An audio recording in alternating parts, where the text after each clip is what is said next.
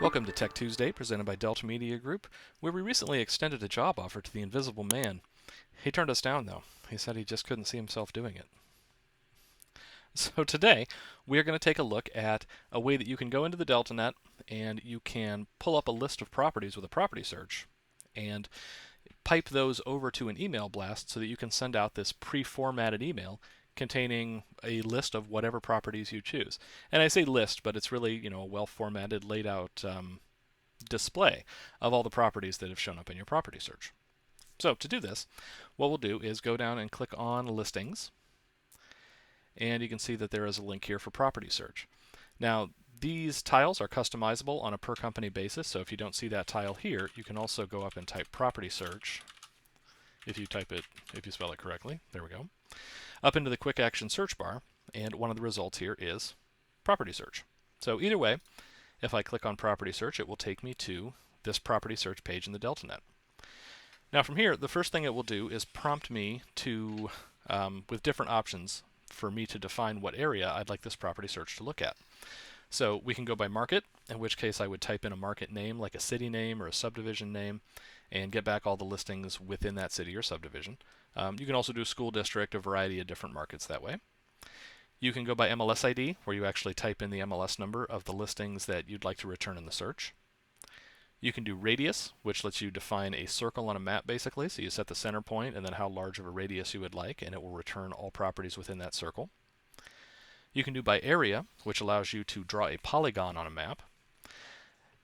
You can do by boundary area. So these are boundary areas that the company has defined, so custom boundary areas, but they're also public record boundary areas. So these can be particularly nice for doing or returning all listings based on like a specific school's attendance area, or a school district where it's actually drawn out the school district on the map, and it just returns everything from within that polygon that it creates. And then if it's enabled for your company, you can also do a drive time search. Now for a drive time search, what you would do is select or basically type in an address, and then based on that you can type in or you can enter how long of a drive or how far away or how long the drive would be to get there. So a better way of describing it is let's say that I would put in someone's workplace address, and then I would say show me every property that is within a 30-minute drive at 8 o'clock in the morning.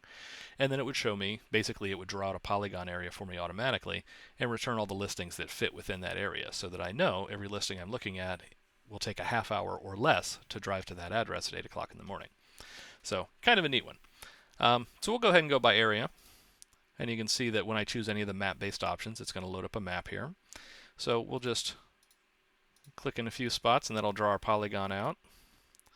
So there's our area, and now we'll click Next, and you can see it updates to just results in that area.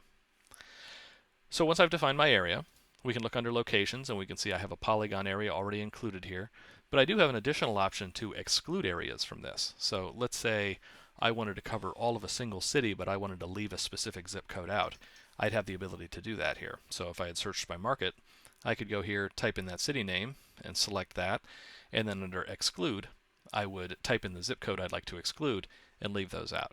So you can see that this search has a little bit more power than the front-end public search does, because you have the ability as an agent to go in here and define listings based on some more specific criteria than a customer would generally use on the public site. So next we have filters for property type, so we can choose our property status or specific property types if we'd like to narrow this down based on that information. We have property details, where we can do things like when it was listed, price, whether there's been a price reduction and how long ago that price reduction was. Same for price increases, beds, baths, so all that kind of standard criteria here. We have some additional filter options for some kind of specific parameters that are available to you. So you can select from any of those, and there's also a section for, you can see this is a test site, but your company may have some custom search fields as well, and those can also be taken into account here. And then another thing you have here in this property search that the customers don't have on the public website property search is you can actually use MLS specific criteria. So the biggest thing to keep in mind with these different MLS criteria is that if I open one MLS and I select a criteria specific to that MLS, I can't add criteria from any of the other MLSs because this criteria only exists at this one, hence it can only return listings from this MLS. So just keep that in mind if you do choose any of the MLS search criteria. However, as these generally cover specific areas, you can find that they can be very powerful when it comes to really getting specific with the kind of listings you get back in this search. And if we move over a bit further, we can also break this down to only listings that are listed by agents in a specific office, so you have that ability as well. And then lastly, we have this search summary page that allows you to see some details about all the things you've selected, and you can even save this as a template so that you could use this search over and over again. If you have saved this as a template or saved any other templates, you'll have some templates up here in this dropdown that you can use to pull those up automatically. So if I already had a template saved and I wanted to use that one, as soon as I opened this page, I'd have just gone over to search summary and selected my template. So we'll go ahead and close that out. Now, once you've defined the listings, and we'll go ahead and get rid of our polygon area so that we have lots of listings to look at here. Now let's just go in and define an area by radius. So we have a nice big area to look at and lots of listings to include in our email here. So you can see we have kind of an enormous area defined here. So we'll just go ahead and define that one. There we go. Now you can see we have lots of listings. So now what we can do is if I like these listings the way they are and I want to put these into an email blast so I can send those out, I would just click on email results and all of the results on this page would be piped into an email blast. So what I'll do instead is I'll check this customize results button and you can see that a remove button appears down here as well as a feature button. So we'll go ahead and remove some of the listings we don't want to include in our email blast. There we go. So now we have a more specific one. We'll remove these ones that don't have any pictures because they won't look very good in our email blast. There we are. So now we have our subset of listings defined. And I'll go ahead and feature a couple of them here, or rather feature one of them. So we have our featured listing. This one's prettier. Let's go with this one. So there's our featured listing and our customized set of listing results. Now I could also check this box to feature open houses. So what that would do is in my email that this builds out, it would actually feature any listing with an upcoming open house as well. But as I don't have any upcoming open houses here, we'll leave that off. We'll go ahead and pull that one out also because it doesn't have a picture. So here's our listing set. And now that I'm happy with this, I'm just going to click on Email Results. Now you can see that pipes us over to the Message Blasts interface, and specifically we're in an email blast. So now from here, I can set this up like any other email blast. So I can go here, under To, I can start typing the name of a group. I have a valid email group, so I could select that. I can type out other group names here. I can type out individual customer names, and you can see that it'll bring up results for those as well. And as I select them, it just adds them to the list. Now we also have the All Marketing Customers group, one of our pre-built groups, if you'd like to use that to just send to everyone. I would just select that there. Now from here, I can go down to my copy field, my CC field, and I can add some more there. I can also BCC users, and all of those fields work the same way when it comes to defining recipients. Now in addition to this, I can CC myself on this email. Now the nice thing about being able to do it this way is I don't have to set myself up as a customer in my own CRM to email myself. I can just check this and then I'll get this email at the same time my customers get it. Another thing I can do here is I can define this email to go out later if I'd like. So by default it is going to be set to send out at the time I'm in here using this interface. But I could click this little calendar over here and I could say I'd rather it goes out on Friday. So I just select that and you can see it updated the date to August 5th, which in this case is this upcoming Friday. Next, I would define my subject. I can add some small attachments to this file if I'd like. You can also see that there are system variables available for the subject. So if I click on that, you can see that I can actually drop the customer's full name, or even my own name, right here into the subject line and have it be dynamic.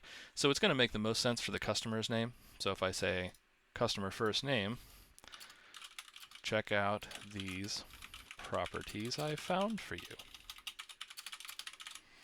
So if, for example, I had a group of customers that were all interested in similar properties, that'd be a very useful tool for me.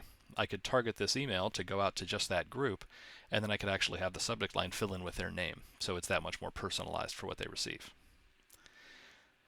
Now we scroll down a little bit. Here in the content section of the email, you can see that here's my featured listing up here at the top, along with a link back to my website, specifically to that property's detail page on the website, and a link to my contact page. And then as I scroll down, you can see all of those listings are in here, and each of those has those buttons as well, so that they can go through and actually get to the detail page on my website for each one of these properties if there are any that they're interested in.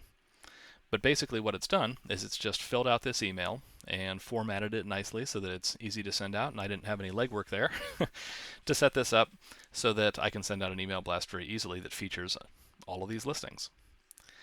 Now the other nice thing here is because this is set up as an email blast, all of these things are editable to me. Like I have fine-grained control over anything I'd like to modify here. So if I want to change this city name, I can do that. If I'd like to change the way beds and baths are laid out for this property, I can do that. All of these things are editable to me. I can take this picture out, I can replace it, I can turn the picture into a link to something else. So I really do have full control over the content of this email. All it's done is just pre-build it for me so that I can modify it if I want to, but I don't have to. Next, I could actually take my cursor and I could go down and I can add more content above or below this content. So I could go up here, and we've got a table here. We'll just hit return. And now you can see I've moved down the main content a little bit, and I could type a message here.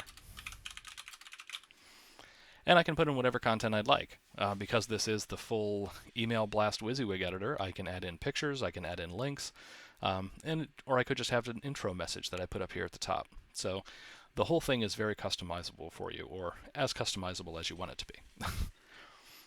Now, once my email is all built out, just like any other email blast, I can just click send, and that will send this email out to all the recipients that I've set up here in the CCC and the BCC fields. I can send a preview, and if I click on that, it automatically populates with my address.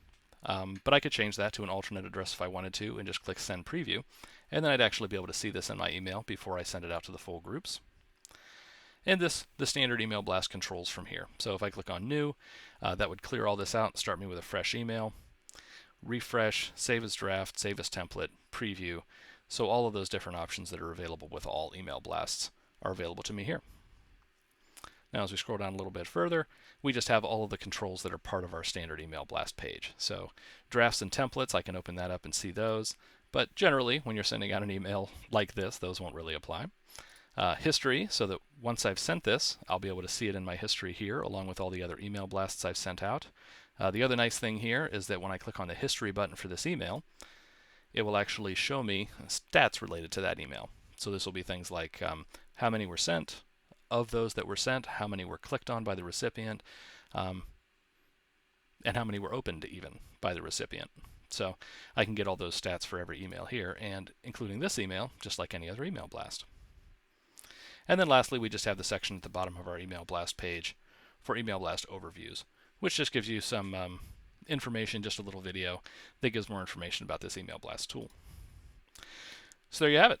Typically, in order to send these out, I would just go into my property search, build out my list of results the way I want it to, set my recipients, set my email subject, and then go down here and click send. And that's all there is to it. From there, I have sent out this email blast featuring whatever properties I'd like. So if you have any questions, concerns, comments, feel free to send an email to support@deltagroup.com or give us a call, and we can help you out with whatever this or whatever else you need. Also, if you'd like to see more of these videos, or you'd like to be notified whenever we post new training videos like this or any other videos, feel free to like and subscribe and click the notification bell, and you'll get notifications.